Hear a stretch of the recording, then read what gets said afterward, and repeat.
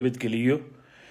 أن أصحاب بدنو أن لا هاي أن أيها وحي سوي دي شاكها تنكهر أن فيسبوك كشير قريي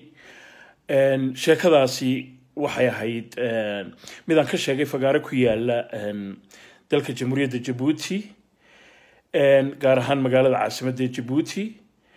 أن فقارها وحي يقوه لنا يقراق عنكا عالميقا صوماليقا نور الدين فارح أن شاكها وحي كساب سنايد mararka qaarkood sida Soomaalidu ay ugu kala duwan yihiin isticmaalka kelmadaha marka loo eego qaybaha kala duwan ee Soomaalida sheekadan waxay ka dhacday intiina aan hore u arkin clipka hore wadanka Australia dabadeedna sheekadu waxay ku saabsanayd labada kelmadood ee dadka Soomaalida waqooyina ay u yaqaanaan jiirka koonfurtana looga yaqaano dooliga dabadeedna nin dooli la yiraahdo caana oo kubadda ciyaara oo wadanka Australia degan ayaa jira oo marka xaas xaga kule oo maaragtay Soomaaliduna ay aad u yaqaanaan deedna gabadh reer koonfureed ah ayaa waxay soo booqatay saaxiibadeedu ay daris yihiin oo reer waqooyiga deedna gabadhii reer koonfureedka ahayd baa tii wallahi abaayo waxaan yeela garan maayo dooliyan khaati ka jooga gabadhii reer waqooyiga ahayd markaa dooliga jiir bay u taqaanaa laakiin waxay taqaanaa ninkan dooli la yiraahdo ee ay dariska yihiin ee magaalada la degan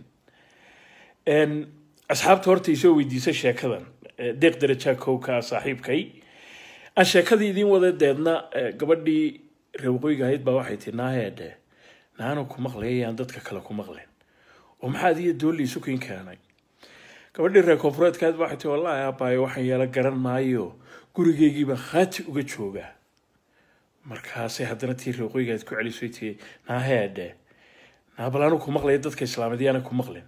oo maxaa dooli isu keenay base tii abaayo hadda suntaas haban soo gado sun baan siinayaa markaasay tii naaheedhe naadna dhagar haysgelin doolina naftiisa ha galaafanin walaal waxaad yeeshaa muxuu kugu samaysay wallahi abaayo gurigeyga wax walba waa yeelo waa uga taaglahay markaasay ku tii waxaad yeeshaa oo ma tolkii u sheegtid tii reer waqooyiga ahayd baa odhanaysa moogta tii reer koonfureedka ahayd waxay tii adi ma waalantay doolni maa tolle markaasay tii naasoo kuwan magaalada ka buuxa maaha markaasay deedna haddana ku celisay tii adi ma jiran tahay doolni maa tol qaba markaasay tii naahedha waa kuwa jooge dee anu garan maayo waxaad ku diidaysa haddaba waxaad yeeshaa walaalo maad xaaskiisa u sheegtid haddaad khaati ka joogto